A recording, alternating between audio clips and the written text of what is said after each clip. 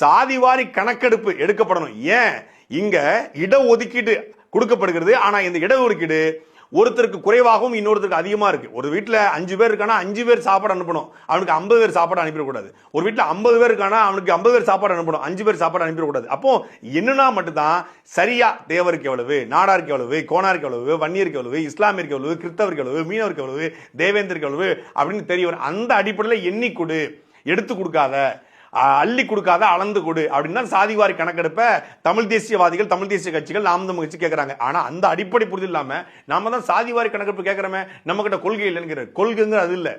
இப்ப நாம் தமிழ் கட்சி தமிழ் தேசியம் என்கிற ஒரு கொள்கையின் அடிப்படையில் கட்டப்பட்டிருக்கு. திமுக இருக்கோ இல்லையோ திராவிடம் அப்படிங்கிற கொள்கையின் அடிப்படையில் கட்டப்பட்டிருக்கு. அப்படி தமிழ்நாட்டில் அதிமுக ஒரு திராவிட கட்சி, அமமுக ஒரு திராவிட கட்சி, தேசியம் இந்திய தேசியம் அடிப்படையில் பாஜக, காங்கிரஸ் என்கிற இருவரும் கட்சிகள் கட்டப்பட்டிருக்கு. ஆனா இங்க தாவேகா இந்திய தேசியமா, தமிழ் தேசியமா, திராவிடமா, இல்ல கம்யூனிசமா, எந்த கொள்கை உங்களுடைய கொள்கை அப்படின்னா அது இல்ல. எனக்கு பிறப்புக்கும் எல்லா உயிருக்கும், பிறப்புக்கும் எல்லா உயிருக்கும் சொல்லக்கூடிய தாவேகா கவின் ஆணவ படுகொலைக்கு ஏன் பேசல? சமூக நீதி பேசுகிற, சாதி ஒழிப்பு பேசுகிற இந்த தாவேகா, மரியாதைக்குரிய விஜய் ஏன் கவின் ஆணவ படுகொலை இதுவரைக்கும் டில் டேட் ஒரு வார்த்தை கூட பேசல அப்படிங்கிற கேள்வி இருக்குல்ல. நமக்கு கொள்கை இல்லையா?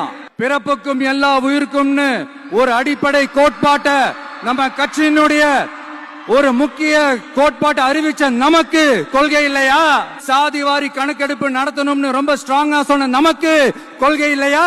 CAA அறிவிச்சதுக்கு அப்புறம் அப்ப நம்ம கட்சி ஆரம்பிக்கிறதுக்கு முன்னாடியே எதிர்த்த நமக்கு கொள்கை இல்லையா? கல்விய மாநில பட்டியல சேர்க்கணும்னு சொன்னதோட மட்டும் இல்லாம அதுக்கு ஒரு இடைக்கால தீர்வை சொன்ன நமக்கு கொள்கை இல்லையா? நமக்கு கொள்கை இல்லையா? நீயே இல்ல இல்லங்க அப்புறம் என்ன மூடி?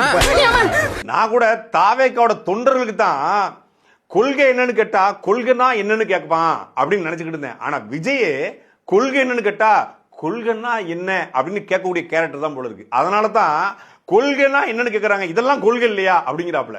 கொள்கைன்னா அது இல்ல. தமிழ் தேசியமா திராவிடமா? இல்ல, தமிழ் தேசியத்தையும் திராவிடத்தையும் இந்த மண் இருக்கன்னாக பார்க்கறது. அது சரி, நீங்க எப்படி பாக்குறீங்க அப்படின்னு கேள்வி இருக்கு. அதுக்கு பதில் இல்ல. இப்படி பேசுவதனால தான் ஒட்டுமொத்தமான தமிழ்நாட்டுக்குரிய எல்லா அரசியல் கட்சியும், அவர் திமுக மட்டும் சொல்லுதுன்றாரு, மொத்த அரசியல் கட்சியுமே தாவேக்காவை தற்குறிங்குது.